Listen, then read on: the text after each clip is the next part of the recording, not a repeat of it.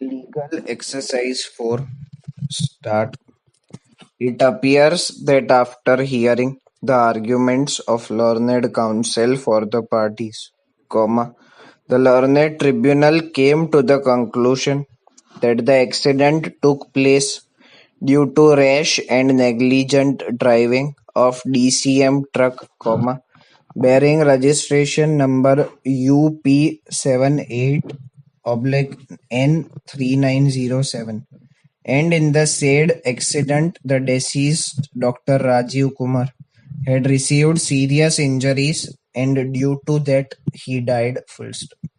The tribunal further came to the conclusion that at the time of accident, the offending vehicle was insured with the United India Insurance Company Limited, and the policy was valid on the date of accident. Full stop. The tribunal also found that at the relevant time all the papers relating to offending vehicle, that is driving license of the driver, registration certificate, permit and fitness certificate, etc., are valid and effective. Full stop.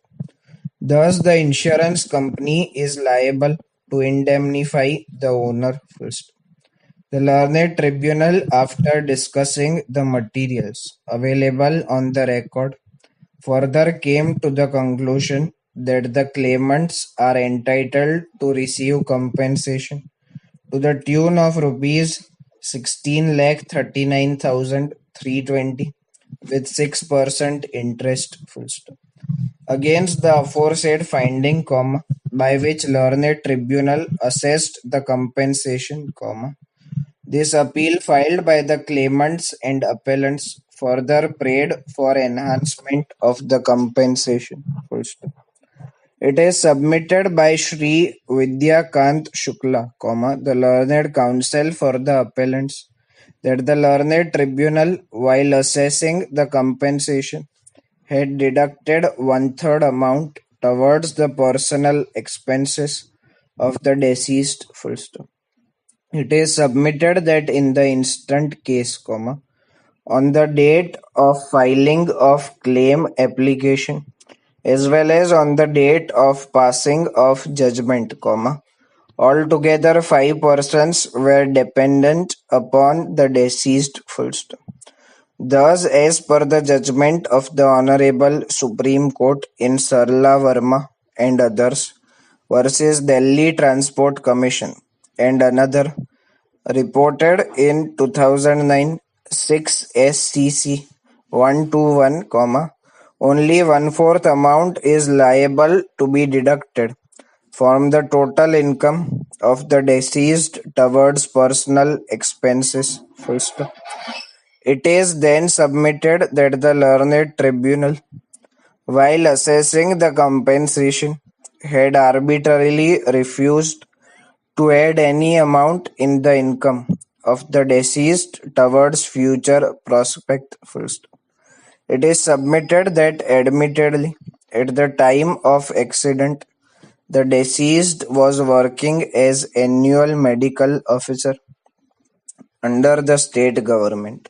Full stop. The tribunal assessed the age of the deceased. Full stop. Thus, in view of the judgment of the Honorable Supreme Court in Sarla Verma, Supra, it is imperative for the tribunal to make addition of 30% in the income of the deceased, because the deceased was in the age group of 40 to 50 years. Full stop.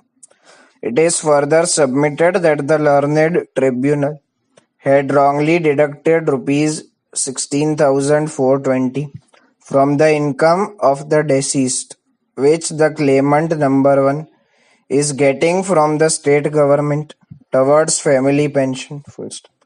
It is submitted that in view of the various judgment of Honorable Supreme Court and of this court, family pension, received by the widow of the deceased, is not liable to be deducted from the income of the deceased.